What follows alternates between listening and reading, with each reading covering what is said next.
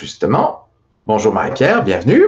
Bienvenue à ce cours, le dernier du trimestre. Je suis heureux de vous voir si nombreux. Naomi s'ajoute à nous à l'instant. Bienvenue à elle aussi. Alors, je suis ravi de vous voir si nombreux. Parvenus jusqu'au terme, jusqu'au bout, ça a été pas toujours évident. Vous êtes héroïque. Ça va revenir, Elisabeth, ça dépend de la bande passante. Alors, si vous me voyez parfois embrouillé, c'est une question de connexion. Et avec le temps, ça va se fluidifier. Il y a des variations comme ça là, dont je n'ai pas le contrôle. Alors, je disais donc que vous êtes héroïque d'avoir réussi à suivre ce cours jusqu'au bout dans les circonstances. Me voilà tout admiratif, d'autant plus que j'ai lu vos travaux avec bonheur. Et ça m'a rendu encore plus enthousiaste là, de voir que vous avez été capable de trouver des choses à dire, et non seulement des choses à dire, mais des choses pertinentes. Alors, je reviendrai là-dessus tout à l'heure, là, mais je suis assez enthousiaste là, de votre implication, de votre degré de participation dans ce cours à la lumière des circonstances difficiles que l'on sait. Alors, je voulais vous signaler que j'ai dû enregistrer une capsule d'enrichissement. Et j'entends par là que c'est facultatif. Alors, ça ne fera pas l'objet de questions à l'examen final, mais vous allez trouver sur la chaîne YouTube, si ce n'est déjà fait, cette petite capsule qui résume le propos de plusieurs cours qu'on aurait dû avoir ensemble. Alors, j'essaie d'aller à l'essentiel, de synthétiser au maximum, de retenir que les diapositives pertinentes. Ça a été un découpage vraiment très, très serré, là. C'est l'équivalent de 3 cours réduits en 20 minutes. Pour essayer de vous fournir des compléments d'information qui pourraient vous orienter vers des lectures complémentaires, justement, des visionnements aussi, parce que j'ai placé sur le Moodle du cours un film, c'est la captation vidéo de Phèdre, dans la production de Patrice Chéreau, la réalisation de Patrice Chéreau. Alors, je pense que c'est très intéressant. Et avant de visionner la capsule, ça serait intéressant peut-être pour vous d'aller vous en donner un aperçu. Alors, il y a un petit extrait vidéo qui consiste en une scène, ça dure 10 minutes à peu près, et puis il y a la pièce au complet. Vous pourrez choisir de visionner l'un ou l'autre selon votre degré de motivation. Je pense que c'est intéressant. Sinon, ben, vous pouvez aussi laisser faire, mais je vais vous gâcher des punchs dans la capsule de 20 minutes où je parle de l'intrigue et des circonstances malheureuses auxquelles sont confrontés les personnages. Donc, vous pouvez aller regarder ça tout en sachant que c'est pour votre culture personnelle, c'est pour compléter un peu, mais ce n'est pas matière examen. Alors, voilà pour cette capsule d'enrichissement que j'ai eu du mal à enregistrer parce que il faut être très, très motivé pour faire des trucs comme ça, sachant que probablement personne ne va le regarder. Alors, je suis aussi motivé que vous à cet égard-là, à produire des choses dont on n'est pas certain de l'utilité. Mais enfin, si une personne le regarde, ça sera déjà ça. Je voulais revenir rapidement sur les travaux. J'ai commencé la correction. Je fais une première lecture d'annotation orthographique grammaticale plutôt. Et ensuite, je fais une deuxième lecture où là, je fais davantage de commentaires. J'aurais voulu vous envoyer déjà vos copies, mais elles ne sont pas complétées. Et ça tient en partie au fait que j'ai un espèce de torticolis là, épouvantable depuis le week-end dernier. Ça tient au stress aussi, sans doute. Là. On est sollicité de toutes parts. Je reçois un volume astronomique de courriels. Il y a des réunions tous les jours. C'est vraiment épuisant. C'est 2 fois plus fatigant qu'une session ordinaire. Et ben voilà, je suis tout coincé et j'ai de la misère à me pencher sur vos copies. Alors, je corrige sur un iPad, là, mais ce n'est pas évident. Cela dit, je voulais préciser que vos compositions sont brillantes, que la moitié du groupe a opté pour la formule dissertation et l'autre moitié pour la formule création. Et là, je suis ravi et surpris parce que je ne m'attendais pas à ça. Je ne m'attendais pas à ce qu'il y ait autant de personnes qui s'essayent à la création. J'ai de très, très bonnes dissertations aussi, là, j'ai rien à redire, mais je suis surpris par le nombre de créations. Alors, je persiste à vouloir anonymiser le tout et mettre ça en ligne avant la fin du cours, de façon à ce que vous puissiez accéder aux copies des uns des autres, là, anonymisées, bien sûr, sur Moodle. Alors, j'espère pouvoir faire ça dans la semaine qui vient. C'est certain, et je m'engage à le faire, que je vais vous renvoyer vos copies avant l'examen final. C'est toujours une bonne idée de savoir où on en est avant d'entreprendre, de répondre aux questions de l'examen qui décide de tout, pour ainsi dire. Alors, je vais vous envoyer ça dans les prochains jours. Donc, il y a des gens qui vont commencer à recevoir ça dès demain. Les copies vont débouler jusqu'à jeudi la semaine prochaine. Le cours d'aujourd'hui, et je vais présenter maintenant le PowerPoint, je vais partager avec vous cette présentation ici. Le cours d'aujourd'hui, finalement, va correspondre au cours que vous auriez eu normalement si la session s'était déroulée comme prévu. Bien sûr, il y a des cours qui ont sauté, mais je les ai résumés dans la capsule. La dernière fois qu'on s'est vu, on était au 11e cours, et là, je vous parle du cours 14, mais c'est normal. Les autres ont été résumés, condensés dans la capsule d'enrichissement. Et ce cours correspond donc à l'héritage comique dont il nous fallait parler aussi, parce qu'on a beaucoup parlé de la tragédie, mais il ne faut pas oublier ce volet très important du théâtre antique qui est la comédie. Et qu'est-ce qu'elle devient, la comédie, par la suite? On a vu que c'était un genre encore populaire au Moyen Âge, et même qui prenait le dessus sur les autres formes dramatiques, les miracles, les mystères, les sotties, etc. Et on va voir qu'est-ce qu'il en advient de ce théâtre au-delà de cette période. Donc, il est question pour nous de poursuivre notre réflexion jusqu'à l'époque moderne.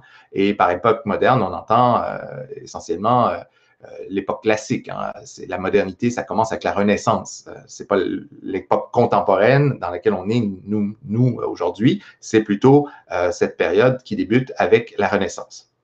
Alors, je vous présente le sommaire d'aujourd'hui. On parlera d'abord de l'héritage comique avant d'enchaîner sur Molière, dont il nous faut absolument dire quelques mots parce qu'on a parlé de Racine, on a parlé de Corneille, on a survolé les œuvres des uns des autres et il nous faut au moins faire un arrêt sur Molière parce que c'est le grand maître de la comédie, bien sûr, classique, le grand maître de la comédie tout court. Alors, ça nous permettra de résumer un peu notre propos sur l'ensemble de la session. On fera ça très, très brièvement. Mon ambition, c'est de faire plus vite que jamais parce que vous, comme moi, on a hâte de finir. C'est notre dernière rencontre, imaginez-vous. Ça me fait tout chose. Je suis à la fois ravi et un peu désolé parce qu'on va être privé de ce petit rendez-vous hebdomadaire. Mais c'est à charge de revanche. J'espère vous retrouver en très grand nombre au trimestre prochain, en présentiel cette fois. Et tout indique qu'on peut l'espérer. Alors, l'héritage comique d'abord, Molière ensuite, et ensuite préparation à l'examen où je pourrai répondre à vos questions. Je vais arrêter l'enregistrement. Ça va être moins intimidant pour vous. Vous n'aurez pas à craindre de vous retrouver sur YouTube par la suite avec vos questions parfois hésitantes, parfois incertaines. Donc, ça se passe entre nous et ça durera le temps que ça durera. Je répondrai à vos questions jusqu'à ce qu'on les ait épuisées ou que vous m'ayez épuisé moi, l'une ou l'autre de ces formules. Donc, l'héritage comique.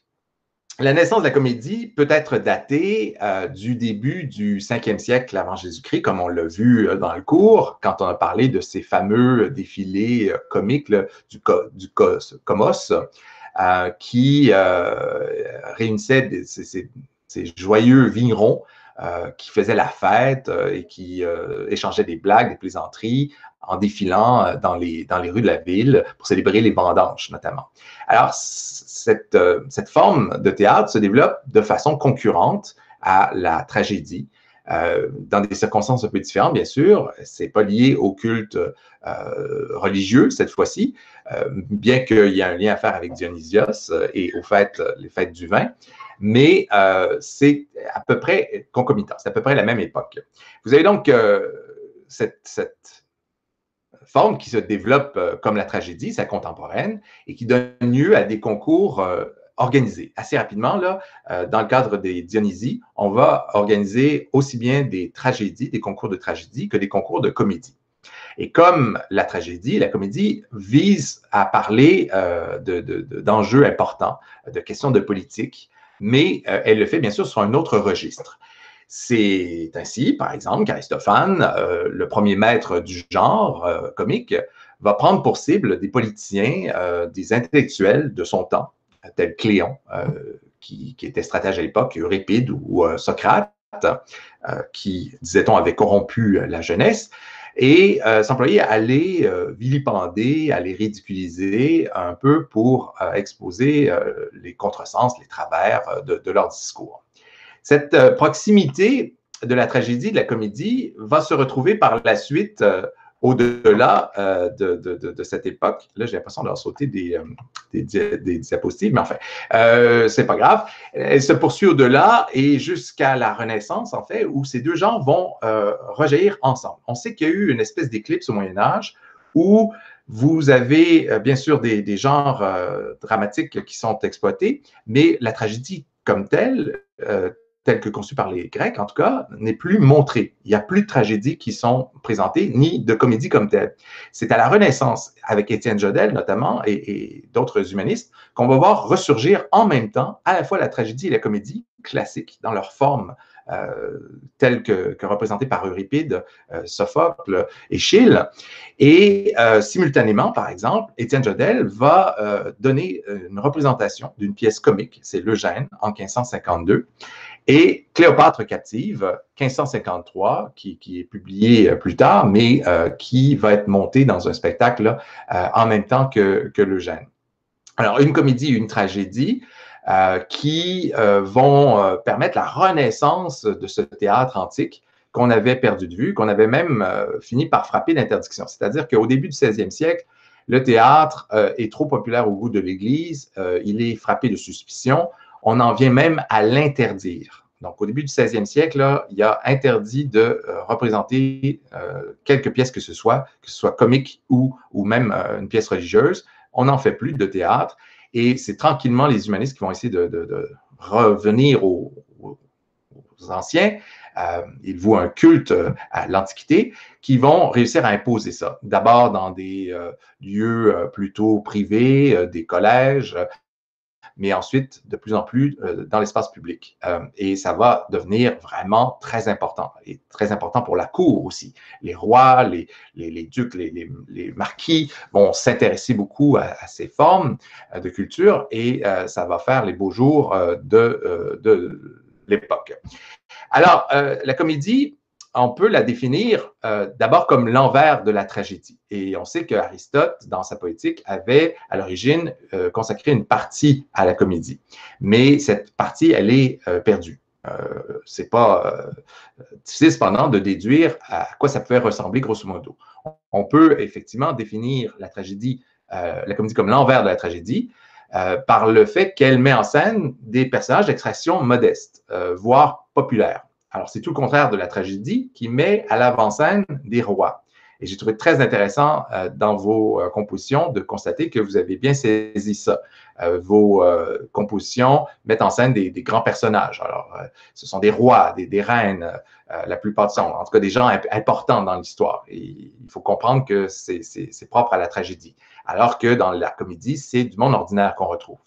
Elle a trait des préoccupations personnelles, notamment des stratégies matrimoniales. Il est souvent question de gens qu'on veut marier, des gens qui résistent à l'idée de se marier et de toutes les stratégies qu'on fait pour les amener à accepter ça. C'est un des motifs les plus récurrents de la comédie. Et on va voir que c'est aussi très prégnant chez Molière.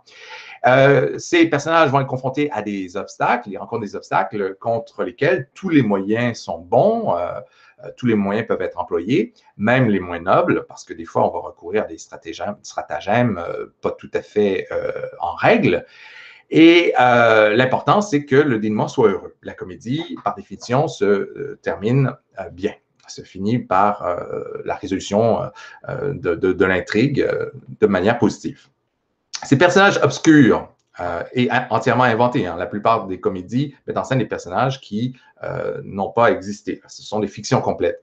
S'expriment dans une langue ordinaire. Ce sont des gens qui parlent la langue du peuple, la langue quotidienne, et parfois même vont parler un patois ridicule.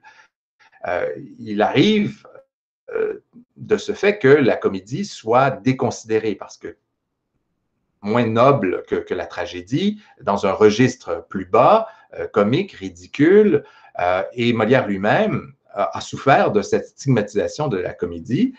Il aurait rêvé toute sa vie, en fait, nous dit-on, d'être tragédien. Et il a joué dans des tragédies, il a monté des tragédies, il a même écrit, composé des tragédies, mais ça n'a jamais été très bien reçu par le public de l'époque. On ne le trouvait pas très bon, on n'embarquait pas. On voulait le voir faire des farces, des comédies de toutes sortes, et très rapidement, on l'a poussé vers ça. Alors, Molière, on y reviendra tout à l'heure, mais on verra qu'il y a un lien avec la partie suivante. Que devient la comédie au moment de sa renaissance? Parce qu'on l'a vu chez Jodl tout à l'heure, la reprise des grands canons classiques. Mais parallèlement à ça, la comédie renaît sous une forme assez étonnante, d'abord en Italie, à travers le théâtre de la Commedia dell'arte. La comédie renaissante va être effectivement très influencée par la Commedia dell'arte, avec ses personnages types, ses masques. Quand on pense à la Commedia dell'arte, on pense à la comédie de masques, c'est le nom qu'on lui donne en français. Sa manière de reposer sur des canevas, sur de l'improvisation. Et c'est une forme qui se développe en Italie autour de 1550. Alors, on a le sentiment, quand on étudie la dell'arte, qu'en fait, on n'a rien inventé, que c'est la renaissance du théâtre comique tel que pratiqué par Plaute, notamment, et Terence. Et on n'aurait pas tout à fait tort. Effectivement, il y a des points communs là, manifestes, et ils n'ont pas tout inventé, enfin, ils n'ont rien inventé, mais ils l'ont fait renaître d'une certaine façon, avec peut-être un penchant plus grand pour l'improvisation. Alors, à quoi ça peut ressembler la Commedia dell'arte? Je vous donne un petit document ici qui présente les personnages. Vous allez reconnaître très rapidement les types comiques dont on a parlé lorsqu'il était question de la Pagliata romaine et des différentes formes comiques. D'abord, on retrouve dans presque toutes les troupes de Commedia dell'arte des valets qui sont les héros souvent de ces pièces. Et ces personnages sont récurrents, c'est-à-dire que d'un auteur à l'autre, on va voir revenir Arlequin, qui est toujours à peu près le même, avec les mêmes caractéristiques au niveau du masque, par exemple, au niveau de la psychologie, c'est un ingénu, c'est souvent un glouton, un paillard, un paresseux, il est affamé de tout. Il porte un vêtement de pièces cousues, vêtement rapiécé, avec des losanges, avec des couleurs variées. Donc, il est immédiatement reconnaissable pour les gens par sa manière de s'habiller, justement. Alors, ce sera tantôt un paysan immigré, un clochard, un chômeur, quelqu'un qui cherche à travailler. Ça fournit toutes sortes de scénarios de base. L'autre valet, on dit Zani en italien, qui est très représenté aussi, c'est Brighella. Et lui, il vient plutôt de Bergame aussi, avec un masque olivâtre, un nez crochu, c'est un chômeur professionnel, il cherche toujours un emploi, un costume blanc, des bandes d'étoffe verte, on le dit débrouillard, intrigant, cynique, et il aime bafouer les vieillards amoureux, voler les avares et rosser un créancier. C'est ce qu'on dit de lui essentiellement. Alors, ça vous donne un peu le topo des caractéristiques psychologiques et physiques associées à ces personnages. Et on retrouve un peu l'esprit de Maccus, ce personnage récurrent chez Plaute, qui était joué d'ailleurs lui-même par Plaute dans plusieurs pièces. Autre personnage typique de la Commedia dell'arte, et peu importe l'auteur, Pantalone, qui est le vieux paillard, le vieux pervers, en fait, avec sa barbe en pointe, sa courte veste rouge, son manteau noir, habillé en rouge et noir souvent, alors qui est qualifié d'avare, très proche de ses sous, libertin, toujours en train de courir après les jeunes filles, trompé par sa femme et par ses enfants, souvent vraiment ridiculisé par tous, parce qu'il est sot et libidineux. L'autre vieillard qui est son correspondant et qui le déteste cordialement, les deux se prennent à partie constamment, c'est le docteur. Lui est un personnage qui est originaire de Bologne plutôt, c'est surtout à Bologne que dans les Commedia dell'arte, on mettait de l'avant le docteur. C'est un personnage tout en noir avec une fraise blanche, pédant, ignare, comme les médecins le sont à l'époque, philosophe, juriste, parfois médecin aussi. Alors, avec ces caractéristiques récurrentes d'un auteur à l'autre. Ce sont ces personnages qu'on retrouve souvent donc dans les pièces et presque toujours mise en relation avec des jeunes. Alors, c'est le conflit intergénérationnel. Et vous avez les personnages des amoureux, par exemple Cintio, ils ont plusieurs noms, ça peut être Lilio, ça peut être Cintio, ça peut être toutes sortes de choses. Isabelle, Isabella, il y a différentes variations, mais grosso modo, c'est toujours un peu ridicule. Vous avez donc les Flavio, Ottavio, Silvio, Léandre, Lélio, ce sont toujours des prototypes, enfin, calqués sur un même modèle. Le comédien qui le joue doit être cultivé, distingué. Il est donc souvent le chef de la troupe. Souvent, c'est le chef de la troupe qui se donne ce beau rôle du jeune premier, du jeune amoureux. Il n'y a pas de costume fixe, ça peut varier beaucoup, donc ils ne sont pas immédiatement reconnaissables comme les lazis, comme les anis, plutôt les valets. La femme, la jeune première, c'est quelqu'un comme Isabelle, donc qui n'est ni femme mariée, ni courtisane, ni tout à fait jeune fille. Elle est tendre ou perfide. En général, la sincérité de ses sentiments excuse ses mœurs faciles, avec d'autres noms comme Ginevra, Aurélia, Béatrice, Rosalinde, etc., etc. Alors, vous voyez comment ça peut finalement finir par se ressembler pas mal. Vous avez par ailleurs, la soubrette, personnage de l'entremetteuse, pas au sens de prostituée, là, comme chez Plaute, mais celle qui va régler les conflits, qui va s'entremettre entre les différentes parties et qui joue le rôle, finalement, l'équivalent féminin du valet. C'est une servante un peu délurée, parfois courtisane ou entremetteuse, ça arrive aussi, même si ce n'est pas aussi constant que dans le théâtre romain.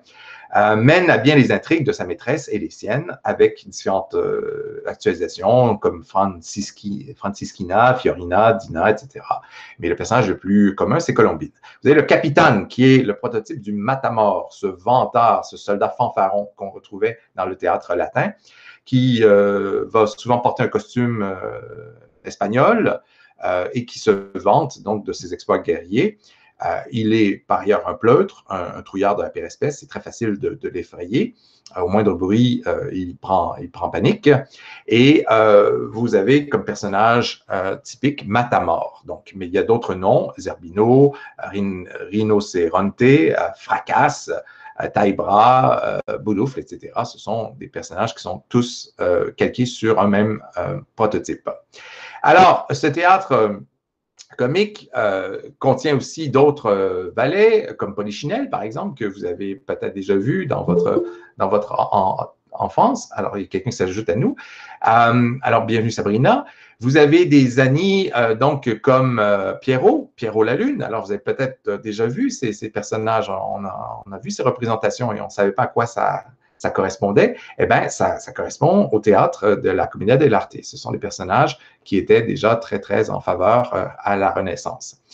Il faut savoir que Molière, dans sa jeunesse, a beaucoup admiré le théâtre italien. Il a été imprégné de ces farces, de ces commedia dell'arte auxquelles il a pu assister. Il suivait les troupes d'une ville à l'autre, il assistait à tous les spectacles et son théâtre puise beaucoup son inspiration. Son théâtre farcesque surtout parce qu'il a écrit des comédies classiques mais aussi des farces et ces farces sont modelées à bien des égards sur les canevas de la Commedia dell'arte. Alors, à quoi ça peut ressembler aussi, ces personnages? Des gloutons comme Franca Trippa. Vous avez Zanni Cornetto, c'est un autre valet encore, mais moins usité, moins présent dans les pièces du répertoire. Un bravache, mais aussi poltron, chanteur, musicien. Alors, vous voyez, ce sont des personnages un peu moins fréquents que Harlequin, bien sûr, qu'on a vu tout à l'heure. Alors, voici à quoi ça pouvait ressembler une pièce de la Commedia dell'arte à partir d'un canevas sur lequel les comédiens s'entendaient. Alors, grosso modo, bon, moi, je suis Pantalon, toi, tu es le docteur, et on va s'obstiner sur tel ou tel aspect, et ça va se finir à peu près comme ça. Mais entre ces éléments d'intrigue, on peut se permettre de dire et faire n'importe quoi.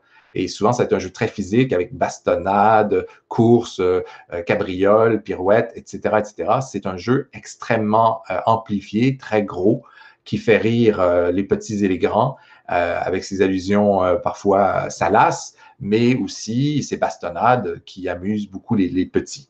Alors, Les Veillards amoureux, c'est une pièce qui a vraiment existé de Gérardi et qui date de 1555 et qui mettait en scène donc Pantalon et le docteur. D'un côté, Pantalon dit « Oh !» en voyant la belle jeune femme, « merveilleuse Colombine.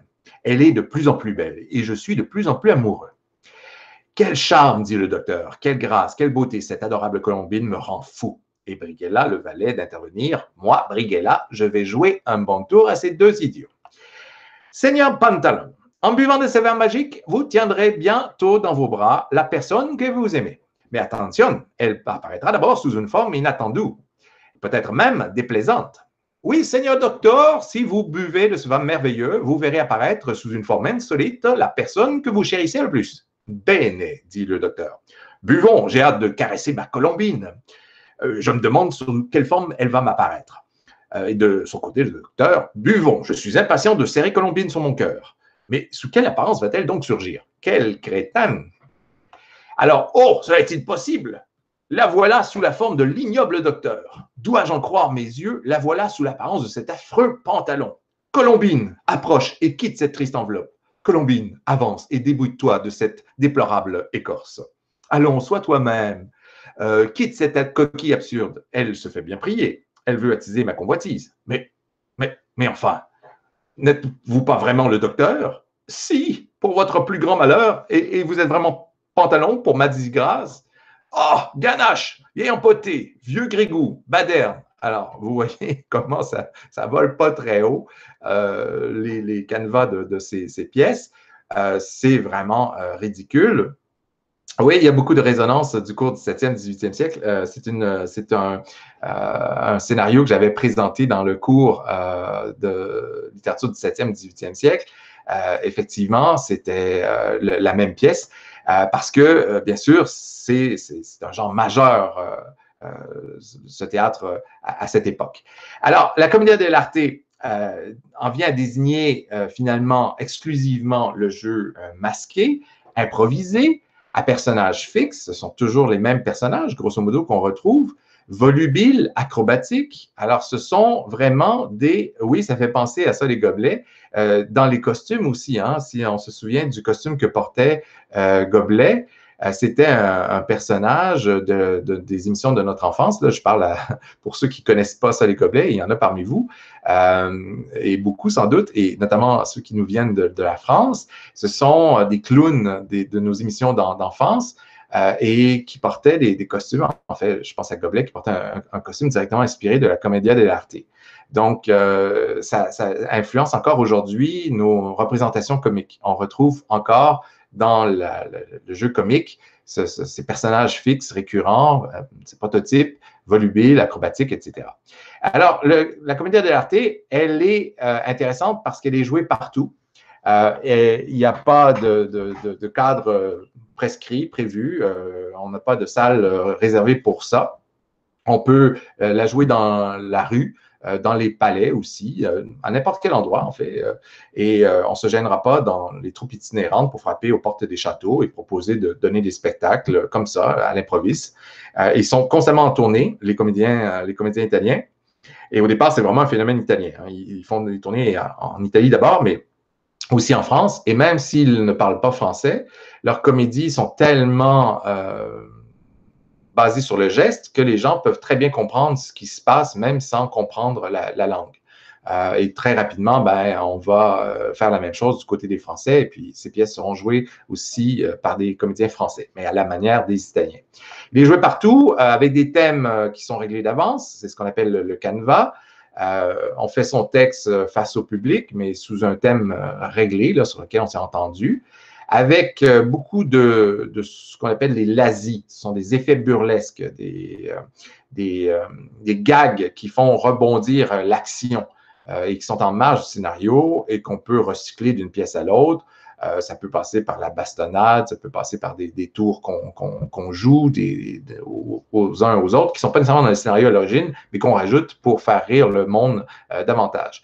Avec, bien sûr, et ça c'est le clin d'œil à la comédie antique, des personnages types qui portent des masques, des personnages originaires de toutes sortes de régions de l'Italie, avec leur accent, leur tic, leur psychologie fixée une fois pour toutes, qu'on essaie de contrefaire.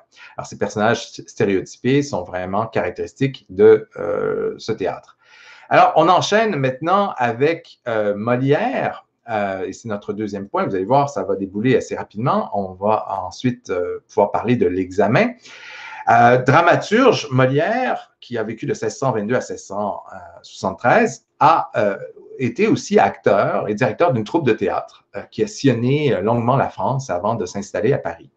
Alors, il a fait ses classes auprès des comédiens italiens et dans ses premières années, il alternait entre la tragédie et aussi l'écriture de farce parce que c'était une forme facile, une forme populaire qui avait beaucoup de succès.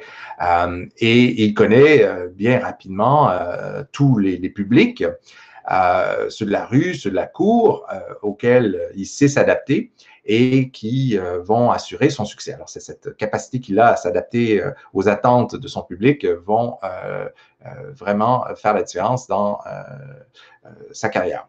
Son répertoire s'adapte à chacun, donc, et vous avez toutes sortes de formes chez lui. On retrouve autant de facéties burlesques, de comédies de mœurs, des comédies ballets aussi, qu'il va composer avec Lully. Lully fait la musique et Molière fait le texte. Il y a des pièces à machine aussi dans le théâtre de Molière. Ça, c'est moins connu et c'est moins représenté, mais il faisait aussi dans le théâtre à machine, qui était très, très populaire à l'époque.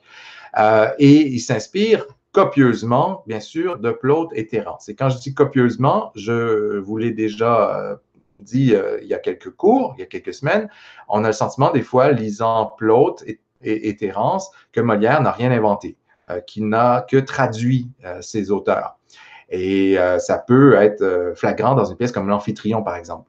Amphitryon, c'est presque exactement la même chose chez Molière que dans le texte original. Cela dit, il faut savoir que c'était dans l'esthétique du temps et que c'était entendu et personne n'aurait songé à traiter Molière de copieur et à qualifier ça de plagiat. C'était au contraire le mode de composition, de production tout à fait licite, légitime que l'imitation. Alors, cette inspiration, donc, elle est parfaitement assumée et précisée d'emblée dans les préfaces de ses pièces. Il annonce qu'il s'est inspiré de tel auteur. Il ne cherche pas à dissimuler ses emprunts, bien au contraire. Son œuvre est une critique de la société à travers l'évocation des grands problèmes du temps qui atteignent une dimension universelle. Il est question d'enjeux de société importants comme l'éducation des filles, qui ne sont pas toujours bien traitées à l'époque. L'époque est misogyne, comme bien d'autres, hélas. Il est question d'émancipation des femmes, avec un parti pris plutôt favorable à celles-ci, chez Molière, bien qu'on les tourne parfois aussi en ridicule, ces femmes, ces précieuses notamment, d'où le titre Précieuse ridicule. Il est question de la place de la religion. Molière en a beaucoup contre les faux dévots et toute cette clique qui, autour du roi, appelle à davantage de rigorisme moral. Il veut les déculotter, montrer leur hypocrisie et il va entrer en confrontation constante tout au long de sa carrière avec ces troupes de dévots. Donc, et plusieurs de ses pièces sont des critiques à peine voilées envers ces groupes.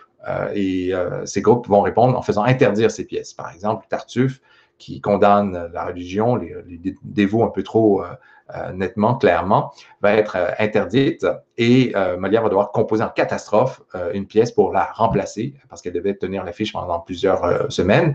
Et cette pièce qu'il compose en catastrophe, c'est Don Juan. On lui doit Don Juan pour ces raisons. C'est quand même intéressant de le savoir. Alors, on s'interroge chez lui sur le rôle de l'argent, on s'interroge sur la hiérarchie sociale, la place de chacun dans la société. Ce sont des enjeux qui sont autrement plus profonds qu'il n'y paraît. On a le sentiment chez Molière qu'il s'agit de rire et de faire rire grassement, mais pas seulement. Il y a une réflexion profonde qui rappelle un peu ce qu'on pouvait retrouver chez Aristophane. Malgré les farces les plus grossières, chez Aristophane, il y avait un fond de philosophie très important. Alors, on retrouve ça aussi chez Molière. Peut-être plus encore que chez Plaute, de qui il emprunte l'essentiel de ses idées.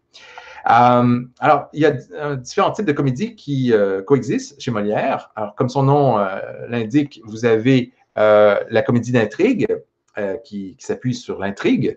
Cette sorte de comédie se voulait avant tout une action chargée, complexe, avec des rebondissements nombreux, des péripéties surprenantes. Il s'agit vraiment de surprendre le public et l'étourdir par les rebondissements tout au long de la pièce. Alors, ces pièces sont pittoresques, hautes en couleurs, avec des personnages qui ont des ridicules extravagants. C'est souvent des types traditionnels de la comédie latine, celle de Plaute surtout, avec ses soldats fanfarons, ses pédants grotesques, ces vieillards amoureux. Et l'essentiel était d'entretenir un climat hilarant et fantaisiste, sans trop forcer et sans trop d'efforts de discours moral ou de peinture sociale. Ça, c'était plus léger, ces comédies d'intrigue, si on veut. Molière va puiser à pleine main dans ce répertoire, encore à la mode de son temps, avec des pièces comme L'Étourdi, par exemple, qui date de 1653, Le Dépit amoureux de 1656, qui sont des comédies d'intrigue. Alors, je vous donne pas le détail, mais L'Étourdi, c'est l'histoire de Lélie, un personnage un peu niais, étourdi, qui va saboter toutes les tentatives de son valet, de son serviteur, pour lui arranger un rendez-vous, en fait, pour permettre à une histoire d'amour de se dérouler sous les meilleurs auspices.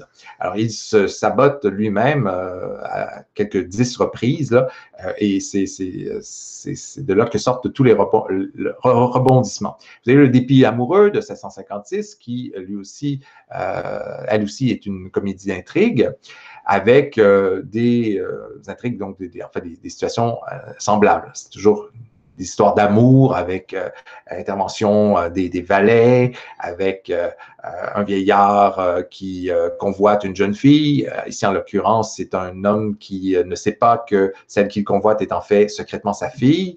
Alors, ça donne toutes sortes de rebondissements plus ou moins vraisemblables. Vous avez aussi, chez Molière, une autre forme qu'on pourrait qualifier de comédie de caractère. Ça recoupe des pièces comme L'École des femmes, par exemple, qui inaugure en 1662 cette grande création molièresque, avec des personnages obsédés par une manie, à la fois folie et passion. Et là, on veut peindre à travers ça un caractère. Alors, vous avez donc L'École des femmes, mais il y a d'autres pièces aussi qui pourraient aller dans cette catégorie, comme Argan, le malade imaginaire. Alceste, même, d'une certaine manière, dans Le Misanthrope, même si ce n'est pas une comédie de caractère comme telle, est un personnage stéréotypé, maniaque de sincérité, misanthrope, bien sûr. Vous avez Orgon qui tremble pour son salut dans le Tartuffe. Et là encore, c'est une pièce qui est à cheval sur plusieurs formes, mais qui tient aussi beaucoup au caractère dans la mesure où elle met de l'avant un personnage dont les caractéristiques psychologiques là, sont le point de focalisation du dramaturge. Vous avez des pièces articulées autour de personnages comme Sganarelle, par exemple, qui est le valet que jouait souvent Molière. Quand vous voyez Sganarelle intervenir dans une pièce comme dans Don Juan, par exemple, vous pouvez tout de suite vous représenter que dans la représentation, c'est Molière qui jouait ce rôle. Et effectivement, c'était son personnage préféré. Et il excellait dans Sganarelle, qui se démarquait par son caractère grotesque et en même temps pitoyable. Souvenez-vous de la fin de Don Juan, où devant son maître qui est absorbé par la bouche de l'enfer, tout ce qu'il pense à dire, tout ce qu'il songe à dire, c'est mes gages, qui va payer mes gages, hein? Qui va payer mon salaire, en quelque sorte. Alors, un caractère un peu pathétique aussi du personnage, en même temps très, très drôle. C'est aussi la comédie de caractère Monsieur Jourdain, bourgeois gentilhomme, sympathique bouffon. Tous ces personnages sont à la fois proches du spectateur, à qui il renvoie souvent l'image de lui-même. Et c'est ce qui nous fait rire, c'est de se reconnaître dans ce miroir de la société.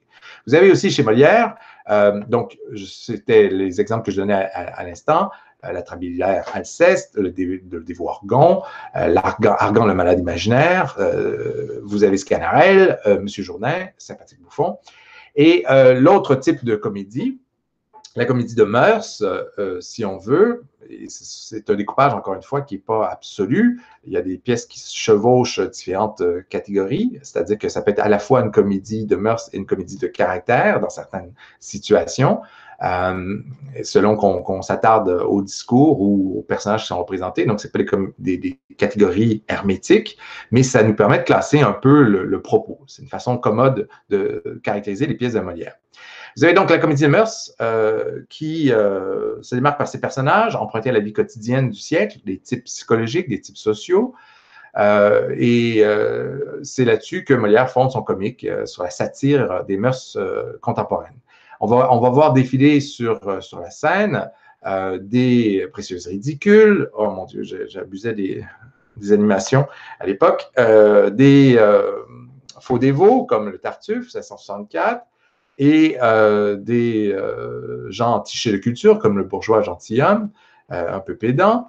Et enfin, des femmes savantes. Alors, je vous l'ai dit, ce sont des personnages qu'on va retrouver dans différentes catégories. On parlait tout à l'heure des pièces de caractère, comme disait Meurs, vous voyez qu'il y a chevauchement, mais on comprend qu'il y a là-dedans la volonté de satiriser, de représenter les mœurs contemporaines. Au-delà des personnages de caractère stéréotypés, il y a aussi une peinture sociale qui est faite. Ce théâtre est intéressé à toutes sortes de choses. Ce théâtre se soucie des problèmes de l'époque. Il est question abondamment de l'éducation des filles, dans Les Précieuses Ridicules, entre autres. L'école des femmes y fait allusion aussi. Il est question de l'émancipation des femmes, comment les femmes vont essayer de se détacher un petit peu, de s'illustrer dans cette époque, comment elles entreprennent d'écrire, par exemple, de s'élever au-dessus de leurs conditions. On leur dit que c'est pas possible, que c'est pas bien vu, que c'est pas l'affaire d'une femme de se mêler d'écrire, mais elles résistent, elles tiennent tête à l'oppresseur masculin, à raison d'ailleurs, et ça donne des situations assez intéressantes. Il est question chez Molière de la conception et de la place de la religion dans la société. Il est question beaucoup de hiérarchie sociale. Donc, il se moque de la préciosité, il se moque beaucoup de la médecine. C'est un de ses chevals de bataille, c'est une de ses têtes de turc. Le médecin, en général, et dans ses farces et dans ses comédies, ils sont toujours présentés de façon ridicule, de façon malhonnête. Et c'était assez fondé en raison parce que les médecins de l'époque étaient des imposteurs de la pire espèce qui, plus souvent qu'autrement, vous achevaient. Alors, leur remède universel, c'était l'achever, pas l'achever, mais la saignée ou le lavement, ou les deux. Et à force de lavement et de saignée, ils venaient à bout de vous assez rapidement. Vous avez un quatrième type qui serait la grande comédie. Et là, on pourrait faire entrer là-dedans, dans cette catégorie, les pièces comiques dont l'esthétique rigoureuse, axée sur la clarté, se conformait au canon de la dramaturgie classique. Et on entend par là un certain nombre de traits, notamment le fait que la pièce doit être en alexandrin, ce qui n'est pas le cas de Don Juan, par exemple, et ça s'explique. Molière l'a composé en catastrophe, en 3 jours, et il n'a pas eu le temps d'en faire une forme versifiée, c'est en prose, alors que dans les grandes comédies classiques, il faut une pièce de 5 actes avec vers en alexandrin, césure à l'hémistiche, on respecte vraiment la métrique de façon très orthodoxe, et ça donne des pièces vraiment superbes, sublimes. Lisez Le Misanthrope, c'est une grande comédie où Molière a atteint là, des sommets dans sa création. C'est extrêmement maîtrisé, c'est extrêmement bien construit. La grande comédie, ce sont donc ces comédies qui mêlent plus harmonieusement les différentes intentions. Alors, il y a des éléments de comédie d'intrigue, des éléments de comédie de caractère aussi là-dedans, bien sûr, un discours sur les mœurs sociales. Et ce n'est pas nécessairement les comédies où on rit le plus. Et ça peut étonner, parce que quand on entend parler de Molière, jeune, et qu'on assiste pour la première fois à une représentation au théâtre, on s'attend à rire et à rire beaucoup. Et on peut être surpris, si on va voir Le Misanthrope, par exemple, de voir que la foule rit assez peu. Et timidement, et que des fois même, le metteur en scène va déployer des trésors d'inventivité pour essayer de faire rire les gens dans la mise en scène sans ajouter de répliques. Je suis allé voir une fois Le Misanthrope mise en scène par Denise Filiatro, et Denise Filiatro avait mis le paquet pour faire aux comédiens toutes sortes de caramboles sur la scène, de pirouettes, pour rendre Molière plus drôle. Parce que les gens étaient un peu surpris, déçus parfois même, de voir que c'était une pièce, somme toute, assez sérieuse. Eh bien, il faut comprendre que Molière ne voulait pas à tout prix faire rire et qu'il lui arrivait aussi de tenir des discours assez sérieux sur la société, et notamment à travers le Misanthrope, qui représente pas mal sa façon de voir les choses à l'époque. Et c'est pas interdit non plus dans la comédie qu'on soit plus sérieux parfois. Bien sûr, il y a des personnages ridicules. Bien sûr, Alceste est ridicule et Philinte aussi, dans bien des aspects de la pièce, dans leur attitude, leur façon de voir le monde et tout. Mais il y a quand même un fond de philosophie très important qui tenait à cœur à Molière. Alors, vous avez dans la Grande Comédie des pièces comme Les Misanthropes, Tartuffe, Les Femmes Savantes aussi. Ce sont des pièces qu'on a vues peut-être chevaucher d'autres catégories, mais qui correspondent donc à ce canon classique avec 5 actes et vers alexandrin. Ce sont des comédies d'une impeccable régularité au niveau de l'écriture, de la composition et d'une facture éminemment soignée. C'est ce qu'il y a de plus léché chez Molière. Mais bon, il y a des pièces qui font exception, qu'on considère quand même comme des grandes comédies. L'Avare, par exemple, qui est en prose, Don Juan, qui est en prose aussi, qui sont au contraire d'une superbe irrégularité. On a reproché à une pièce comme L'École des femmes d'avoir violé à peu près toutes les règles du théâtre classique. Mais leur substance, à toutes ces pièces que j'ai mentionnées, L'Avare, Don Juan, L'École des femmes, comme pour Tartuffe, comme pour les Misanthropes, comme pour les Femmes savantes, leur substance permet quand même de les mettre sur un pied d'égalité avec les précédentes. Ce sont des pièces vraiment très profondes dans leur discours, dans leur représentation du monde. Ce sont des pièces préoccupées de questions, d'enjeux très importants pour l'époque, comme les questions de vérité, de bienséance. On était très obsédés par la bienséance. Qu'est-ce qui se fait, qu'est-ce qui se fait pas, qu'est-ce qui se dit, comment se présenter, comment se tenir, comment se comporter en société. Des pièces qui s'intéressent à des enjeux de finesse, de profondeur, chargés de significations sérieuses, qui vont joindre l'utile à l'agréable à travers donc un discours philosophique, mais enrobé de bêtises, de folie, et qui accomplissent leur mission, c'est-à-dire que Molière s'était donné pour consigne, pour devise, castigat ridendo mores, c'est-à-dire elle corrige en riant. C'est un mot latin qui veut dire que la comédie aspire à corriger les vices des hommes par la vertu du rire. Et c'est rappelé dans la préface de Tartuffe. Molière le dit que c'est sa devise, castigat ridendo mores. Elle corrige en riant. La comédie, elle veut nous amender. Elle veut nous amener à devenir meilleurs, à réfléchir à nos vices, à nos défauts, à nos ridicules, à nos travers, et à essayer de devenir de meilleurs êtres humains en prenant acte de ses faiblesses, de ses travers, de ses ridicules. Alors, ça m'amène déjà, et vous serez ravis autant que moi, à ma conclusion générale. N'est-ce pas là l'essence même du théâtre?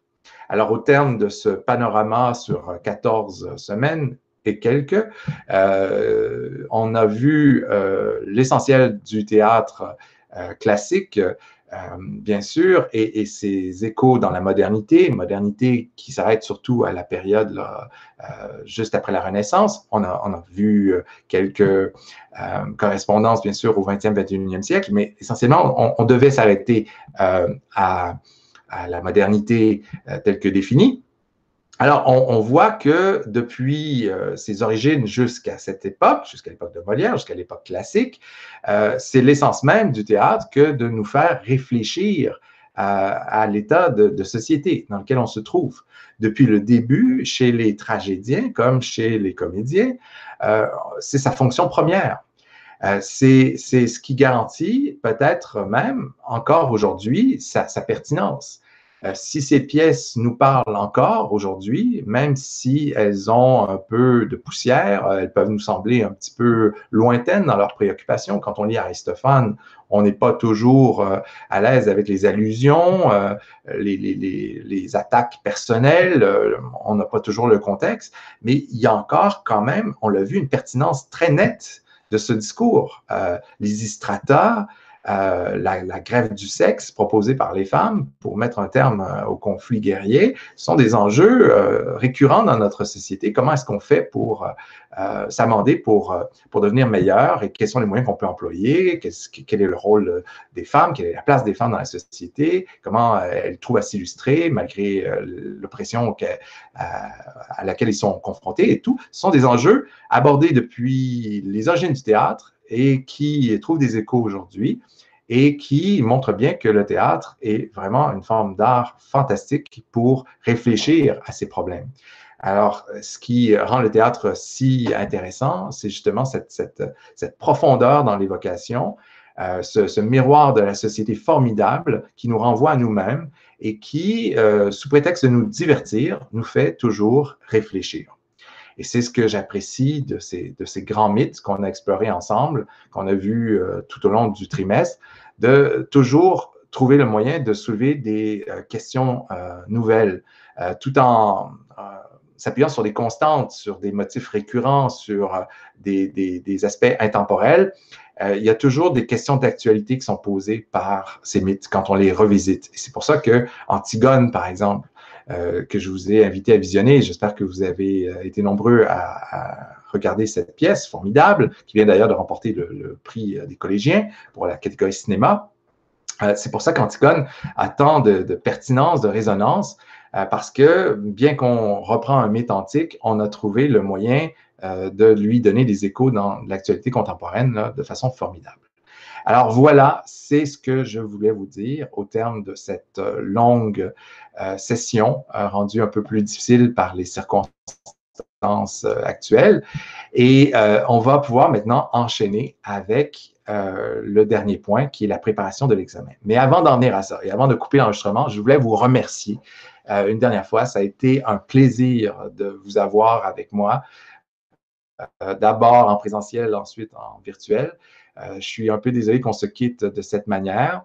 Il nous reste encore une rencontre, entre guillemets, c'est-à-dire que la semaine prochaine, on va se donner rendez-vous pour l'examen, mais on n'aura pas l'occasion de se revoir autrement.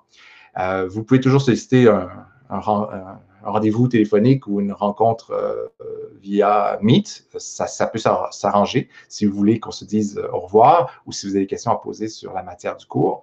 Je resterai disponible dans la semaine à venir, certainement.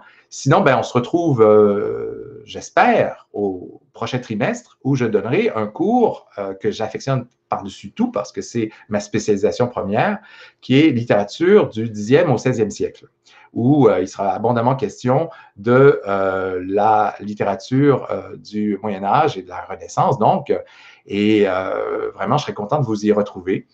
C'est un cours qui va se donner le mercredi à une heure un peu difficile, j'en conviens, c'est 16h à 19h. Ce n'est pas idéal pour tout le monde, mais je serais vraiment, vraiment très content si vous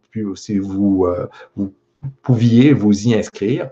Ça serait agréable de s'y retrouver. Il y en a qui l'ont déjà fait, hélas. C'est dommage parce que j'aurais aimé vous voir dans celui-là aussi, mais c'est pas plus mal, il y aura d'autres occasions.